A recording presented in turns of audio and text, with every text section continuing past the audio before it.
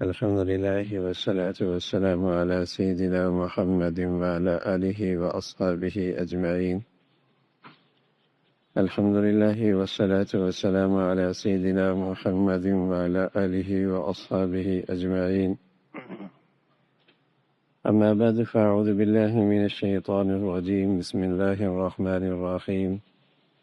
واضرب لهم مثل الرجلين جعلنا لأحدهما جنتين من أعناب وحففناهما بنخل وجعلنا بينهما زرعا كلتا الجنتين آتت أكلها ولم تظلم منه شيئا وفجرنا خلالهما نهرا وكان له ثمر فقال لصاحبه وهو يحاول أنا أكثر منك مالا وأعز نفرا ودخل جنته وهو ظالم لنفسه قال ما أظن أن تبيد هذه أبدا. یہ سورہ کہف چل رہی تھی اور یہ سورہ کہف کا دوسرا قصہ اس کا آغاز ہے. یہاں دو شخص ہیں، ایک مادی ذہنیت رکھنے والا اور ایمان کی سوچ اور ایمان کی شعور اور ایمان کی عقل سے محروم. مادیت اس کے ہاں اس کا درجہ معبود کا سا کہ دنیا میں جو نتیجہ آ رہا ہے اس کے پیچھے یہ میری مادی محنت ہے، یہ مادی طرز فکر ہے اور یہ سوچنے کا انداز مادی ہے کہ جو اس دنیا میں نتیجہ آ رہا یہ میری محنت کا، میری کاوش کا، میری سمجھداری کا، میری عقل مندی کا، یہ اس کا نتیجہ ہے. اور دوسرا کردار ہے یہاں ایک صاحب ایمان کا جسے اللہ نے عقل دی لیکن ایمان کی روشنی کے ساتھ، ایمان والی عقل. اس کا جو سوچنے کا انداز ہے، جو طرز فکر ہے، وہ ایمانی ہے. دونوں کرداروں کا یہاں ذکر ہے اور ہمیں یہ زندگی میں مختلف مواقع پر قدم قدم کے اس قسم کے احوال پیش آتے. معاشرے میں، سوسائٹی میں اس قسم کے کردار بہت ہوتے اور قرآن ایک آئینہ بھی ہے کہ ہم کس طرز فکر کے حامل ہیں، ہمارا طرز فکر کیا ہے زندگی میں، ہم کہاں کھڑے. تو مادی طرز فکر رکھنے والا شخص جس کے پاس ایک باغ تھا، دو باغ تھے اور انگوروں کے تھے اور بڑا شاندار پھل تھا اس کا، اور اس کی باڑ لگی ہوئی تھی اور وہ باڑ بھی بڑی قیمتی تھی کہ وہ باڑ بھی کھجور کے خوبصورت اور پھلدار درختوں کی تھی. چاروں طرف باڑ لگی ہوئی تھی، کھجور کے بڑے بڑے درخت، اور یہ باغ ہمیشہ اچھے پھل دیا کرتے تھے. اور پھر ان کے درمیان ایک نہر جاری تھی جو اس باغ کی بہار کے لیے، باثمر ہونے کے لیے ظاہری لحاظ سے ایک بہت بڑی نعمت تھی. اور اس کے علاوہ بھی اس کے پاس بڑا مال و دولت تھی. وَكَانَ لَهُ ثَمَرٌ، اور بھی صاحبی حیثیت تھا وہ. تو دنیاوی لحاظ سے اس کے پاس یہ خوشحالی، یہ ظاہری ترقی، یہ فراوانی، معاشی لحاظ سے اس کے لیے یہ ساری آسانیاں اور خوشحالی کے یہ سارے اسباب اسے زندگی میں مہیت ہے. وہ جو ایک مادہ پرست آدمی کی ذہنیت ہوتی ہے، وہ ذہنیت اس کی بھی تھی، انا، تکبر، غرور، دوسروں کی حقارت، دوسروں کو کم تر سمجھنا، اپنی اس ظاہری شان و شوکت پہ فخر کرنا، اور اسے اپنا کمال، اپنی سمجھداری گردانا، یہ بیماری آتی ہے۔ کوئی عہدہ، کوئی منصب، کوئی اقتدار، یہ ذہنیت وہاں بھی آتی ہے۔ مادی لحاظ سے خوشحالی آئے تو یہ ذہنیت وہاں بھی بنتی ہے۔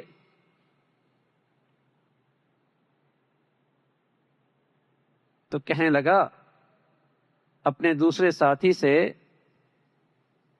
کہ انا اکثر منک مالا، میں تجھ سے زیادہ مالدار ہوں،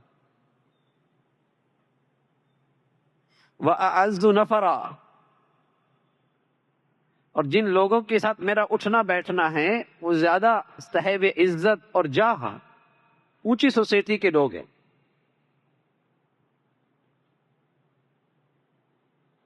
بڑے لوگ ہیں۔ فخر کرنے لگا، تکبر کے بول۔ جب ایمان کی عقل نہ ہو تو یہ مادی نقشے آدمی کا دماغ خراب کر دیتے، یہ مادی فراوانی یہ آدمی کو اپنے اوقات بھلا دیتی ہے۔ وہ یہ سوچتا ہی نہیں کہ اس تیرے میں اور تیری یہ ملکیت میں، اس کے درمیان اللہ کا فیصلہ بھی حائل ہے، اور کسی وقت بھی اس کا فیصلہ ہو گیا تو تماشا بن جائے گا۔ تیری جتنی ملکیت ہے، خزانے ہیں تیرے میں، اور اس ملکیت کے درمیان اللہ کا فیصلہ حائل ہے، بس اس کا فیصلہ کرنے کی بات ہے، لیکن وہ بھول جاتا ہے۔ وہ ان نقشوں میں فخر، غرور، تکبر، یہ بیماری اس کے اندر، یہ جراثیم آنے لگتے، اور یہ کہنے لگا اسی قسم کا ایک اور بڑا خزانے اس کے پاس، لَتَنُوءُ بِالْعُصْبَةِ أُولِي الْقُوَّةِ، اتنے خزانے کہ اس کے خزانوں کی چابیوں کے لیے بھی ایک بہت طاقتور جماعت کی ضرورت تھی جو اس کی چابیاں اٹھائے۔ کتنا خزانہ ہوگا۔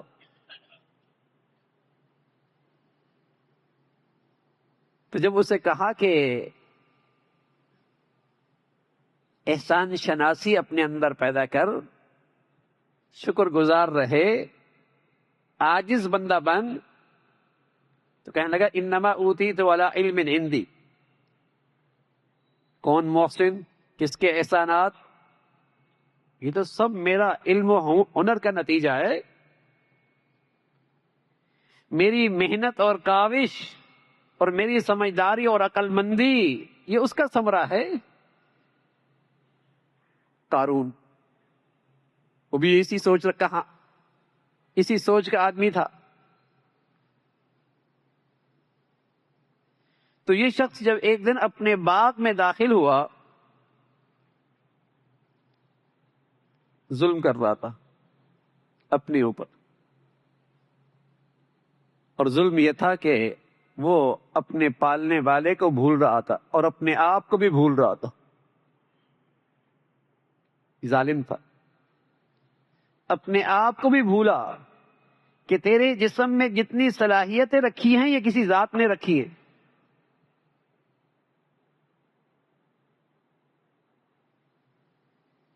اور جو یہ زمین ہے، اس زمین کی پیداوار، اس میں بھی تیرا اختیار تو نہیں ہے، اور اس زمین کے اندر کا پانی، اس میں بھی تیرا اختیار نہیں، اور اس زمین کے اندر سے کونپل کر نکلنا اور پھلوں میں ذائقہ ڈالنا، یہ بھی تیرے اختیار میں نہیں،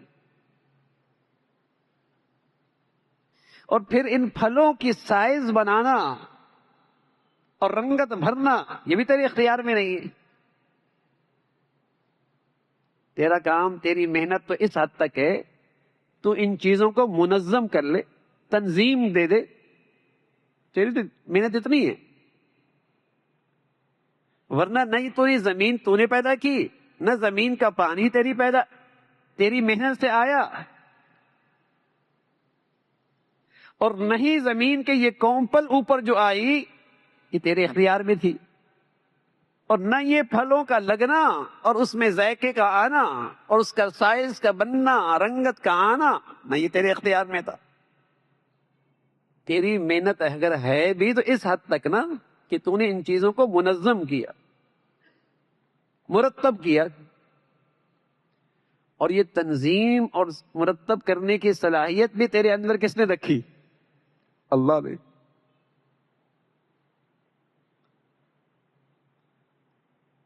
لیکن جب ایمان کی روشنی عقل میں نہ ہو تو اس کم عقل کو یہ باتیں موٹی موٹی بھی سمجھ میں نہیں آتی. جب یہ عقل ایمان کی روشنی سے خالی ہو تو اتنی موٹی باتیں بھی اسے سمجھ میں نہیں آتی.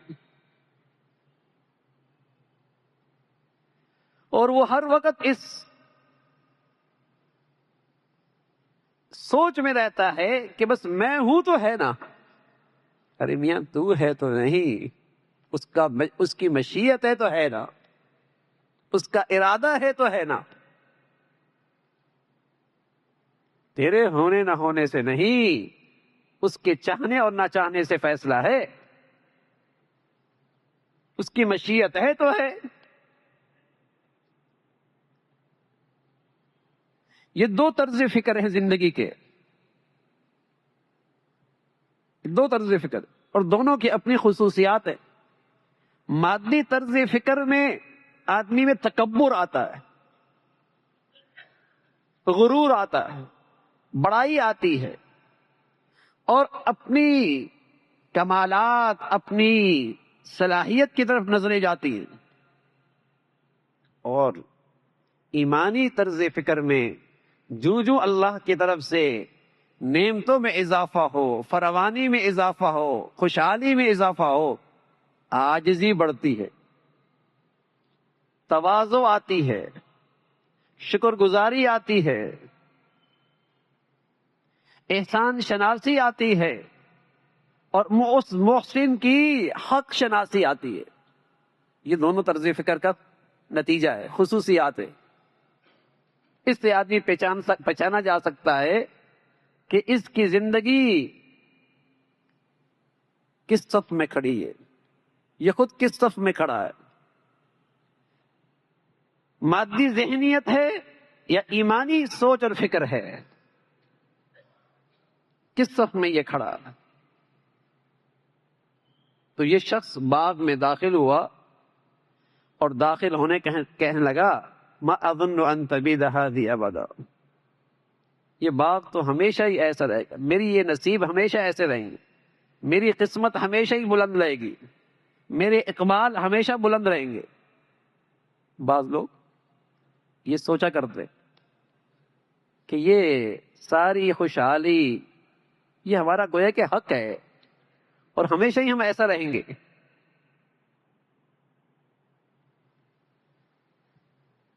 یہ ہماری ذاتی میراث ہے، یہ ہم سے کبھی جدا نہیں ہوگی. آگے کہنے لگے مجھے تو لگتا ہے حشر نشر بھی نہیں ہوگا، اس پہ کبھی زوال آئے گا ہی نہیں، اس پر کبھی قیامت آئے گی بھی نہیں. اگر یہ مسلمان میں یہ بیماری سرایت کر جائے مادیت کی، یہ مرنے کا شاید انکار تو نہ کرے، لیکن مرنے کے بعد کی زندگی کی سوچ اور فکر اس کی زندگی سے خارج ہو جاتی ہے. اس عقیدے کا کہیں اس کی زندگی میں گزر نظر نہیں آتا. اس مرنے کے بعد کی زندگی کا جو ایمان اور یقین ہے وہ اس کی زندگی کی طرز میں اور رہن سہن میں کہیں نظر نہیں آتا. انکار تو نہیں کرتا لیکن اس کی زندگی میں کہیں نظر بھی نہیں آتا. کہ یہ دنیا میں جانے کے لیے پیدا ہوا ہے، یہ دنیا میں آخرت سنوارنے کے لیے پیدا ہوا ہے، یہ بھی نظر نہیں آتا. لگتا ایسا ہی ہے کہ شاید اس نے یہیں رہنا ہے. اب ایک آدمی 80 سال کے بعد گھر بنانے لگے ہیں، کیا مطلب ہے؟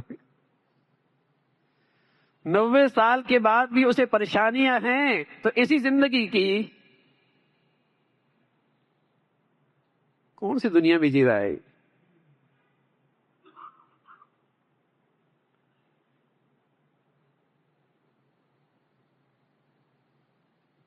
تو یہ اس مادیت میں ایسا گھرا ہوا کہ لگا مرنا ورنا نہیں ہے، حشر نشر ہونا ہی نہیں ہے. اور اگر تم کہتے ہو کہ آئے گی قیامت تو یہ خوشحالی اور یہ فراوانی یہ کبھی ہم سے جدا نہیں ہو سکتی، یہ ہم سے کبھی جدا نہیں ہوگی. یہاں بھی ہم خوشحال رہیں گے، وہاں بھی ہم خوشحال رہیں گے. ہمارے نصیب میں ہے یہ خوشحالی.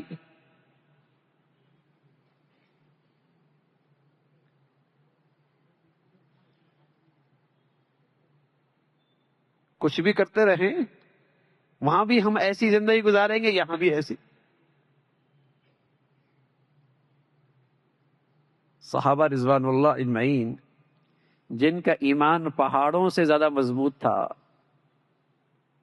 وہ تو قبر کے پاس جا کر زاروں قطار روتے تھے کہ اس تنہائی میں نہ جانے کیا حشر ہونے والا ہے، کیا سلوک ہونے والا ہے. زاروں قطار رو رہے اور بارہا دعا کر رہے، اللہم اجرنی من النار، اللہم اجرنی من النار. اور اللہ کے نیک بندوں کی خوبی یہی ہے کہ وہ کل کی عذاب کی، جہنم کا خوف رکھتے ہیں اور اللہ تعالی سے اس سے پناہ مانگتے رہتے ہیں.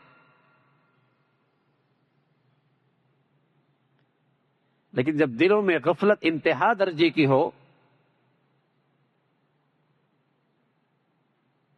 تو دنیا میں اللہ کی نافرمانی بھی کرتا ہے، دوسروں کے حق بھی مارتا ہے، اور ساتھ یہ کہتا ہے بدلہ لینا ہے تو مرنے کے بعد لے لینا، وہاں لینا ہے نا لے لینا وہاں پر.